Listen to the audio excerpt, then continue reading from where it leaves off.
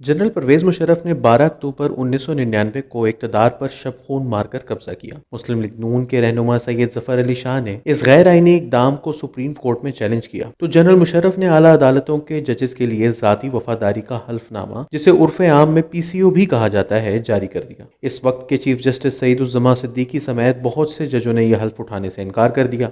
General Musharraf से वफादारी का हल्फ उठाने वाले नए जजों का एक पैनल बनाया गया, जिसमें नए चीफ जस्टिस इरशाद हसन खान भी शामिल थे और साबिक चीफ जस्टिस इफ्तिखार मोहम्मद चौधरी भी। इस बेंच ने न सिर्फ इस इक़दाम को जायज़ करार दे दिया, बल्कि एक फौजी आमिर को आइन में तब्दीली करने का इख्तियार भी दे दिया और 3 साल तक बगैर इलेक्शन करवाए मुल्क का मुख्तार कुल रहने का इख्तियार भी दे डाला। काफ लीग, मिल्लत पार्टी, पीपल्स पार्टी, पेट्रियोट और दीगर छोटी छोटी जमातें बनवाई गईं और 31 दिसंबर 2004 को वर्दी उतारने का झूठा वादा करके MMA से 17वीं आईनी तरमीम के लिए वोट लेकर इस इक़दाम की पार्लिमानी तौसीक भी हासिल की। शायद मुशर्रफ साहब ने यही सोचा होगा कि अगर एक बार ये काम किया जा सकता है तो दोबारा भी मुमकिन है। लिहाजा जब 2007 में इनके बावर्दी सदर का इंतखाब लड़ने के खिलाफ सुप्रीम कोर्ट में मुकदमा दायर किया गया तो जनरल साहब ने एक बार फिर मुल्क में इमरजेंसी प्लस लगाकर अदलिया को चलता किया और एक नया PCO हल्फ जारी कर दिया।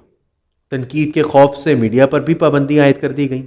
मुल्क के तकरीबन तमाम निजी चैनल बंद करके PTV पर अपने करीबी साथी मसलन हुमायूं गौहर और इन जैसे दीगर सहाफ़ियों को बिठाकर अपनी तारीफ़ें करवाते रहे। ताहम 2008 के इलेक्शन के बाद ये पाबंदियां बरकरार ना रह सकी।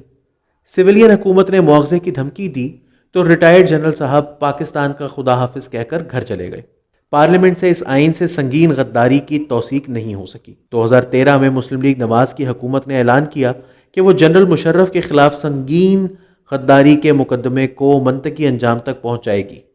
31 मार्च 2014 को जनरल मुशर्रफ को अदालत ने चार्जशीट करके मुल्जिम करार दे दिया। फौरी तौर पर इनके पुराने दोस्त इमरान खान, जो 2002 में रेफरेंडम के दौरान परवेज मुशर्रफ के पोलिंग एजेंट रह चुके थे, मगर उसी बरस आम इंतखाबात में बकौल जनरल मुशर्रफ के उनकी जानिब से हिमायत ना किए जाने पर इनसे नाराज हो गए थे, एक बार फिर अपने दोस्त की मदद को आए। जी हाँ, बहुत से मुबस्सिरीन का मानना है कि 2014 में इमरान खान के धरने के पीछे भी परवेज मुशर्रफ का मुकदमा ही था।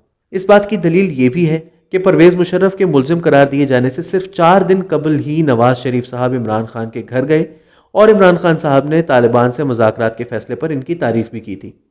लेकिन हुकूमत के जनरल मुशर्रफ के खिलाफ मुकदमे की पैरवी करने का ऐलान होते ही इनको अपने 4 हल्के ना खुलने का गम ऐसा याद आया कि इस्लामाबाद ही पर चढ़ दौड़े और 126 रोज तक धरना देने के बाद अदालती कमीशन की उसी शर्त को तस्लीम करके वापस आ गए जिसकी पेशकश धरना शुरू होने से 5 दिन कबल ही कर दी गई थी। 2017 में परवेज मुशर्रफ बीमार हुए तो इनको बिल्कुल उसी अंदाज में बाहर भेज दिया गया था जिस अंदाज में अब से कुछ रोज कबल नवाज शरीफ को भेजा गया। चौधरी निसार अदालत पर और अदालत चौधरी साहब पर इल्जामात लगाते रह गए।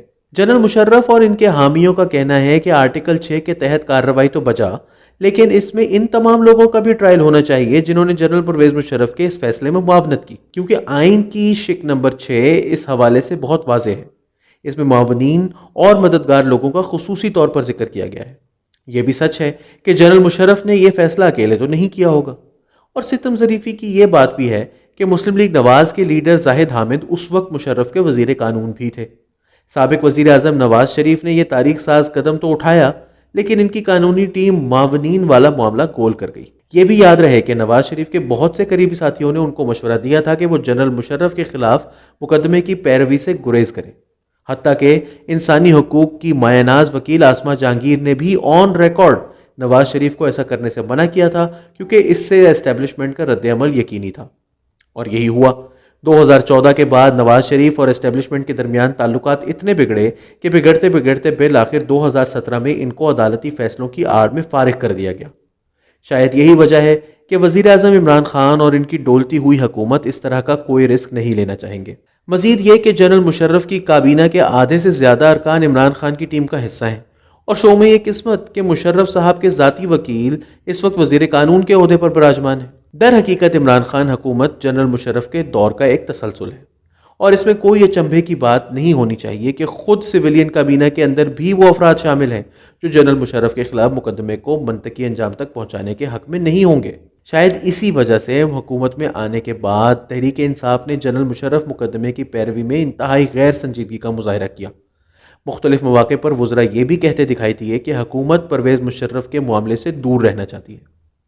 गुज़िश्ता माह جب مقدمہ اپنے حتمی مراحل میں تھا تو یکا مشرف صاحب کے خلاف استغاثہ کی پوری ٹیم تبدیل کر دی گئی، اور اب جب کہ عدالت فیصلہ محفوظ کر چکی ہے اور 28 نومبر کو فیصلہ سنانے کا اعلان بھی کر دیا گیا ہے، تو اس سے صرف 3 روز قبل اچانک حکومت کا عدالت سے درخواست کرنا کہ اس فیصلے کو نہ سنایا جائے، اس بات کا ثبوت ہے کہ کوئی ہے جو نہیں چاہتا کہ سنگین غداری کے مقدمے کا فیصلہ ہو۔ آج پاکستان کی عدلیہ اور سیاسی طبقہ تاریخ کے اہم موڑ پر کھڑے ہیں، اور ان کے سامنے 2 راستے موجود ہیں، ایک جو آئین اور قانون کی حکمرانی کی طرف جاتا ہے، اور دوسرا وہ جس پر یہ ریاست 72 سال سے چلتی آئی ہے۔